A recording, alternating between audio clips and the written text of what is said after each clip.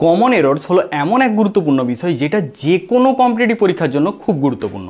তো চলো আজকে 2 মিনিটে 5টা কমন এরর শিখে নিই। The captain and manager of our school are coming. সেন্টেন্সটার মধ্যে কোথায় ভুল আছে বলো তো? আর হবে না, এখানে ইজ হবে। কারণ কি বলো তো? কারণ এই ক্যাপ্টেন আর ম্যানেজার আমাদের বিদ্যালয়ের একজন ব্যক্তিকেই নির্দেশ করছে।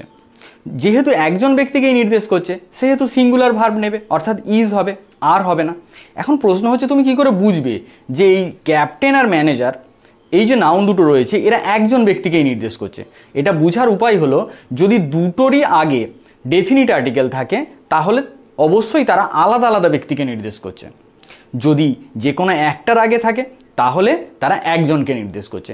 যেমন আমি যে সেন্টেন্সটা দিয়েছিলাম সেখানে দেখো দ্য ক্যাপ্টেন অ্যান্ড ম্যানেজার, তার মানে এরা একজনকে নির্দেশ করছে কারণ শুধুমাত্র ক্যাপ্টেনের আগে ডেফিনিট আর্টিকেল আছে। যদি সেন্টেন্সটা এরকম হতো the captain and the manager of our school, তখন কিন্তু ইজ হবে না, আর হবে, কারণ আলাদা আলাদা ব্যক্তি। 5 miles are too far to work, কোথায় ভুল বলো তো? আর হবে না, ইজ হবে।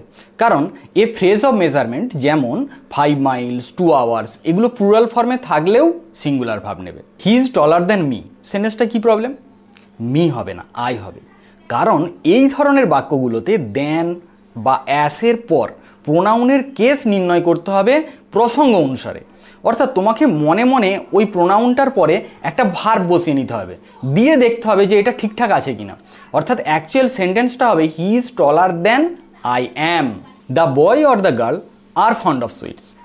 এই সেন্টেন্সটাতেও আর হবে না, ইজ হবে।